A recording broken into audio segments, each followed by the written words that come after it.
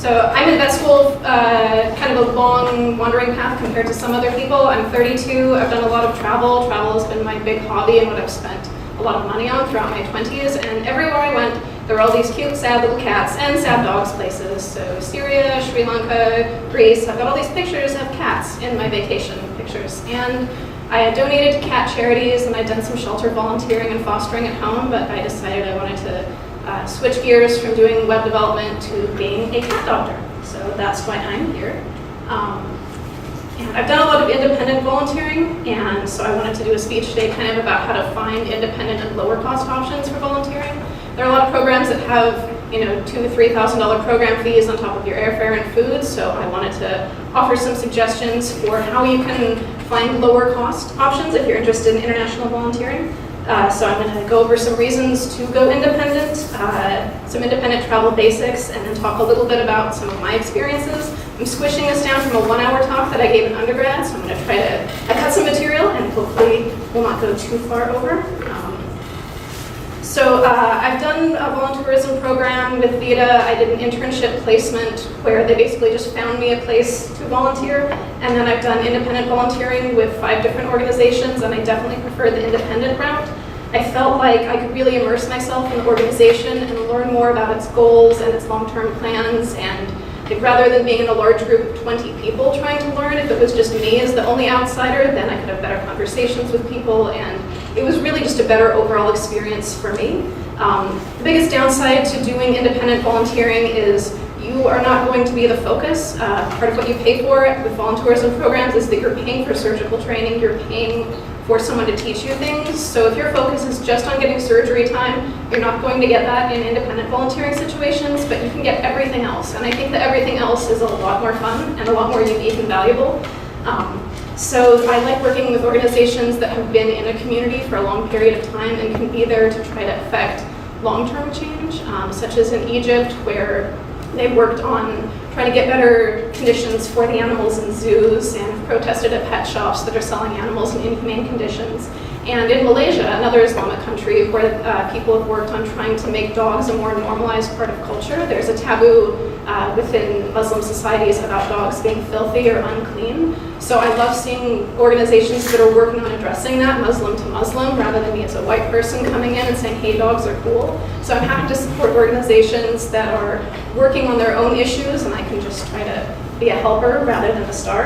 I like seeing how veterinary medicine is done in different parts of the world. I like seeing how different people have responded to their challenges, different workarounds. When I was in Guatemala, I learned that it's hard to get euthanasia drugs. So while I was at the clinic, we had someone rush in a puppy that had been hit by a car and his neck was broken.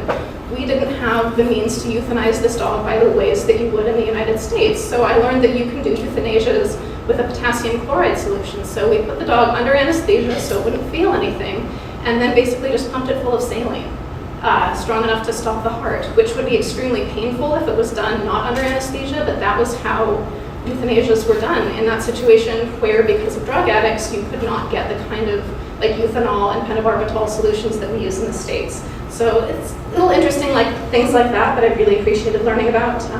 I've enjoyed being able to set my own schedule, which would be especially valuable here at Ross, where we have different kinds of school breaks than a lot of other schools. So other than Christmas break, we're not on the same schedule.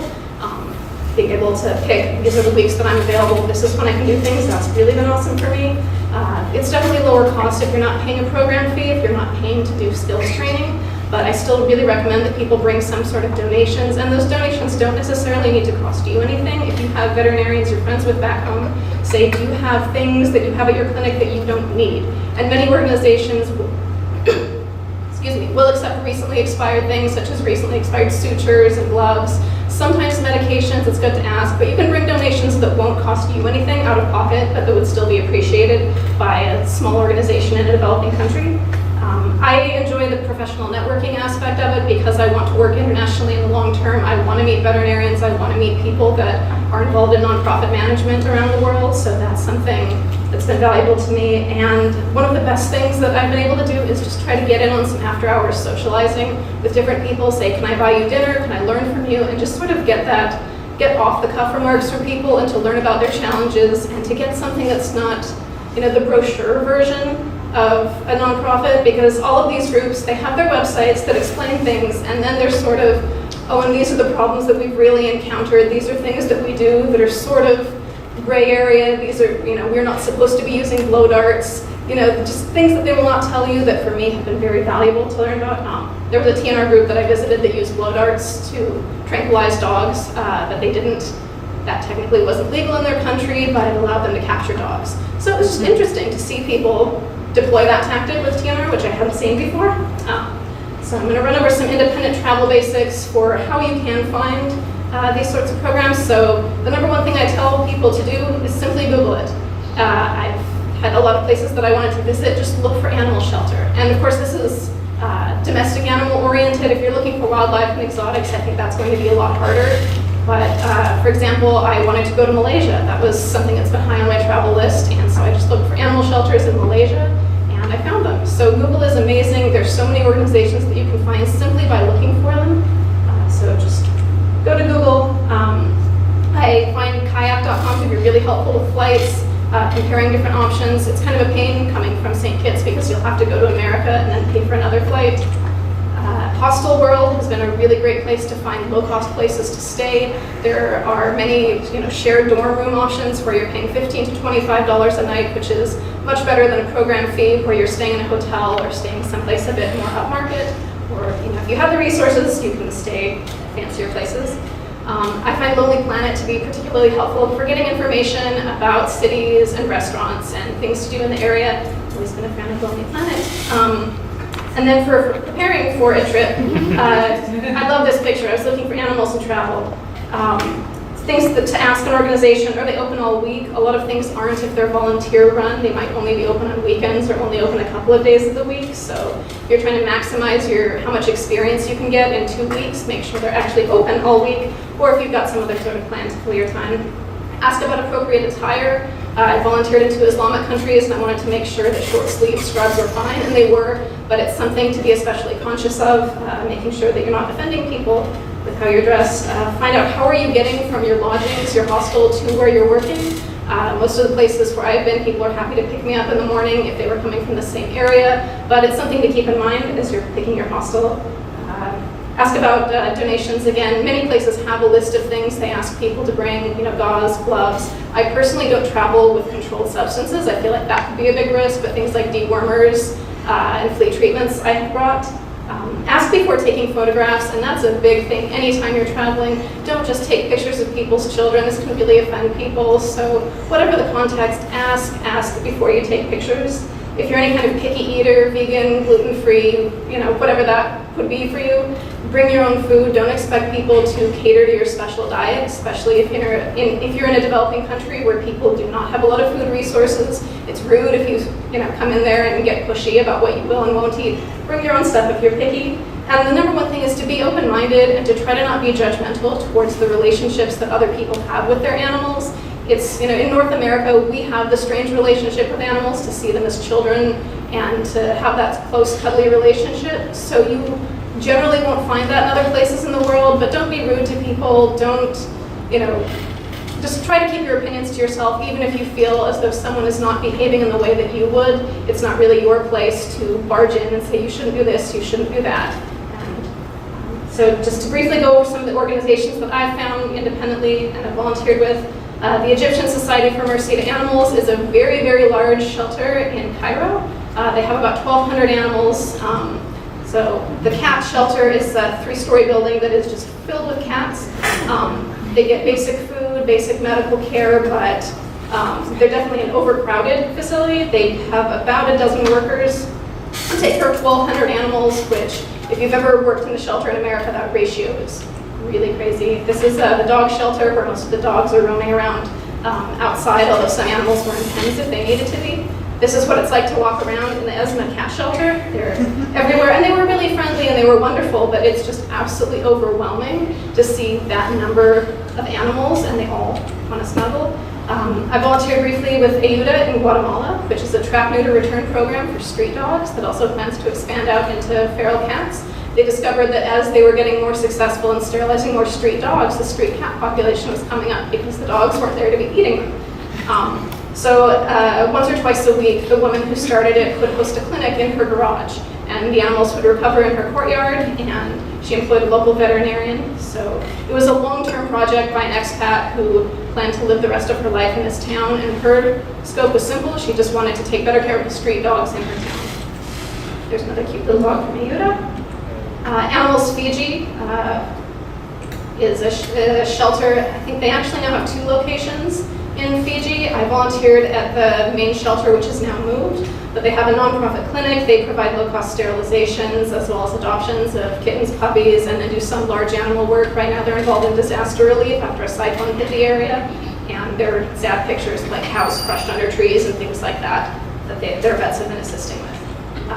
They had the best name for a cat room that I've ever experienced. This is the Catatorium. But it's just like a big outdoor shed where at night they would come in and feed them, and then all the cats that would roam the property would just come into the Catatorium. And see, this one right here, I ended up adopting. That's my honeybee, for those of you who know her.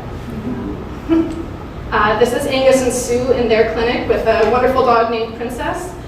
Princess, to tell her story really quickly, she was abandoned while I was visiting, and she had had puppies who ended up dying, and she was, rather emaciated but not terribly sick. And the owner who was surrendering her said, I should have never gotten a female dog. The problem is that female dogs are bad, and just kept saying the problem with this dog is that it's a female and she's been eating my chickens.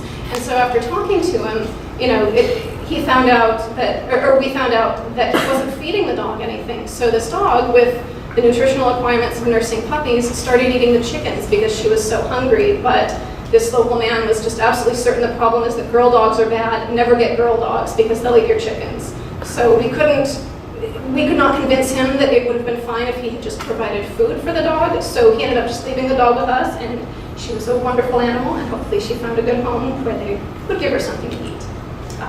Then this summer I volunteered with 2 groups in Malaysia. One of them is Save Our Strays Kuching, which is a street dog trap neuter return program. They were basically the unofficial dog catchers of their city. It's the only time I volunteered with a group where most people were younger than me, which is really cool to see. People that were college age and in their 20s that had started a veterinary support organization. So we basically drove around catching street dogs. Here's a dog with a makeshift muzzle, and then took them to get sterilized. They would also respond to emergency complaints like dogs that had been hit by cars, and they had a vet they regularly worked with to take care of emergency as well as sterilization services. And then also the Sarawak SPCA in the same part of Malaysia, which is a shelter that it was established in the 1950s by expats, but it was now Malaysian run. They did have occasional expat volunteers, but mostly a locally operated group. Something that I really liked about the shelter is that they were proactively trying to get animals adopted. In my experience, most shelters and rescues in developing countries don't have the resources or the people to try and proactively get animals adopted, but I love that the Sarawak SPCA would go to shopping malls with puppies and kittens and try to get animals out of the shelter. This is the shelter facility where they kept animals. I like that they were building vertical space for dogs. They didn't have a lot of space, but you can see the different levels, and it made me realize we see that all the time with shelter cats, where we build vertical space to give them more room in cages, but I hadn't ever seen it with dogs before this, so I thought that was cool. They also did a better job than the Egyptian shelter or the Animals Fiji shelter did of having a culture of hand washing and having bleach step buckets between areas to prevent transmission of disease, so I thought that was very cool. This was their exam and operating room. They didn't have an autoclave, but they would soak instruments in, I think, Chlorhex to sterilize them for surgeries. And this is a happy little kitty in her cage from the Sarawak SPCA. So I hope people will consider volunteering internationally, independently, looking at different groups and what they're doing. You're not going to get skills training. They're not going to let you perform surgery. There's all kinds of other cool stuff that you can learn, and networking will be valuable for you if you're looking to go into an international career eventually. Thank you.